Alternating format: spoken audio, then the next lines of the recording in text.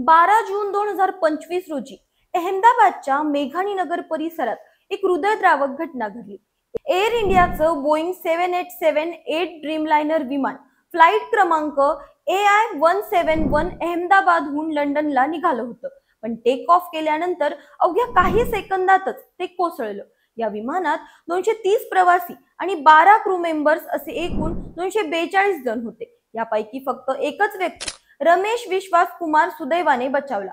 बाकी सगळ्यांचा या भयंकर अपघातात मृत्यू झाला। विमान बीजे मेडिकल कॉलेजच्या रेसिडेंट डॉक्टर्सच्या वसतिगृहावर कोसळलं आणि त्यामुळे तिथेही आग लागली। अनेक मेडिकल विद्यार्थी आणि स्थानिक लोकही या दुर्घटनेत बळी पडले। ही घटना इतकी भयंकर होती की संपूर्ण देश हादरला।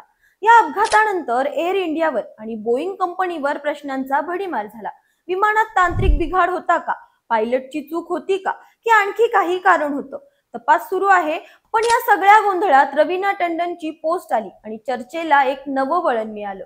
नमस्कार, मी अंजली आपलं स्वागत करते पोलखोल मध्ये।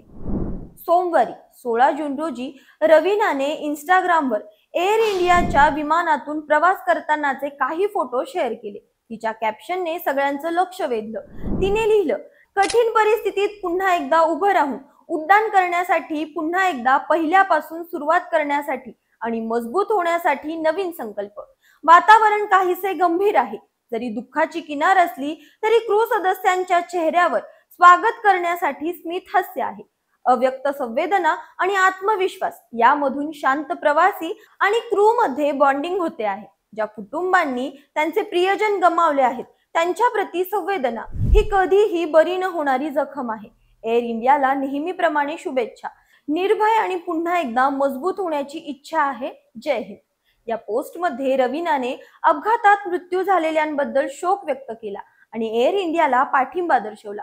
तिने क्रू मेंबर्सच्या सकारात्मक वागणुकीचं कौतुक केलं आणि कंपनीला पुन्हा उभारी घेण्याच्या शुभेच्छा दिल्या। पण ही पोस्ट शेअर होताच सोशल मीडियावर दोन गट पडले। एक गट तिच्या धैर्याचं कौतुक करत होता, तर दुसरा गट तिला ट्रोल करत होता। रवीनाच्या पोस्टवर अनेक चाहत्यांनी तिचं कौतुक केलं।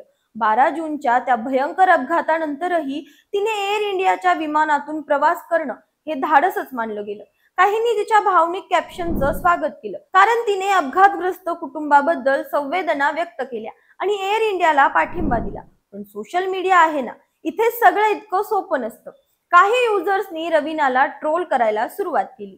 एका युजरने विचारलं, तू 11E सीट बुक केली आहेस का? दुसऱ्याने चक्क सवाल केला, हा फोटो टेक ऑफ आधीचा आहे की नंतरचा? काहींनी तर तिला थेट असं विचारलं, तू सुखरूप उतरलीस ना? पण सगळ्यात जास्त राग व्यक्त झाला तो तिच्या पोस्टच्या हेतूवर। एका युजरने लिहिलं, सुरक्षेविषयी सवाल उपस्थित करण्याऐवजी असे प्रमोशनसाठी तू किती पैसे घेते? दुसऱ्या एका युजरने तर असा गंभीर आरोप केला, अचानक मीडियातील लोक, कलाकार, अभिनेते अभिनेत्रींनी एअर इंडिया मधून प्रवास करण्यास सुरुवात केली आहे। प्रतिमा स्वच्छ करण्यासाठी त्यांना टाटांकडून पैसे दिले जात आहेत का?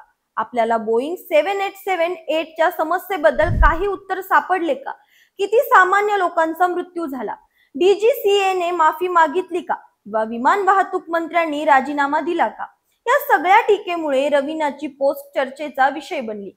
काहींनी तर असंही म्हटलं की तिने फक्त फोटोशूट साठी ही पोस्ट टाकली असेल, खरंच प्रवास केला नसेल। आता प्रश्न असा आहे की रवीनाने ही पोस्ट का शेअर केली? खरंच ती एअर इंडियाला पाठिंबा देण्यासाठी होती की यामागे काही मार्केटिंगचा डाव होता? अहमदाबादच्या अपघातानंतर एअर इंडियाची प्रतिमा खराब झाली आहे, हे सत्य आहे। बोईंग 7878 ड्रीमलाइनरच्या सुरक्षिततेवरही प्रश्न उपस्थित झाले आहेत। याआधीही बोईंगच्या विमानांमध्ये तांत्रिक बिघाडाच्या अनेक घटना समोर आल्या आहेत, जसं की 2013 मध्ये लिथियम आयन बॅटरीत आग लागण्याच्या घटना आणि 2020 ते 2022 मध्ये मॅन्युफॅक्चरिंग डिफेक्ट्स। त्यामुळे काही लोकांना वाटते की रवीना सारख्या सेलिब्रिटींना एअर इंडियाची प्रतिमा सुधारण्यासाठी वापरलं जात आहे। पण दुसरीकडे रवीनाने तिच्या पोस्ट मध्ये खूपच भावनिक आणि संवेदनशील पद्धतीने लिहिलं आहे। तिने अपघातात मृत्यू झालेल्यांच्या कुटुंबियांबद्दल सहानुभूती व्यक्त केली आणि क्रू मेंबर्सच्या प्रोफेशनल वागणुकीचं कौतुक केलं। कदाचित तिचा हेतू खरंच एअर इंडियाला आणि तिथल्या कर्मचाऱ्यांना प्रोत्साहन देण्याचा होता, पण सोशल मीडियावर सगळ्यांना सगळंच खटकतं आणि त्यातूनच सुरू झाली ही ट्रोलिंग। अहमदाबादच्या अपघाताचा तपास अजूनही सुरू आहे. तज्ञांच्या मते विमानाच्या टेक ऑफ दरम्यान कदाचित कॉन्फिगरेशन एरर म्हणजेच फ्लॅप्स किंवा इंजिन सेटिंग्स मधील चूक झाली असावी. त्याचबरोबर 43 डिग्री सेल्सिअस तापमानामुळे हवेची घनता कमी झाली होती, ज्यामुळे विमानाला उचल मिळण्यात अडचण झाली असावी. विमानाचा ब्लॅक बॉक्स तपासला जात आहे आणि येत्या काही दिवसात अपघाताचं खरं कारण समोर येईल. पण तोपर्यंत लोकांच्या मनात अनेक प्रश्न आहेत आणि त्याच प्रश्नांचा राग रवीनाच्या पोस्टवरही निघाला आहे. तुम्हाला काय वाटतं? रवीनाची पोस्ट खरंच भावनिक होती की त्यामागे काहीतरी वेगळं होतं? कमेंट मध्ये नक्की सांगा. अशाच माहितीपूर्वक व्हिडिओसाठी आमच्या चॅनलला लाईक, सबस्क्राईब आणि शेअर करा.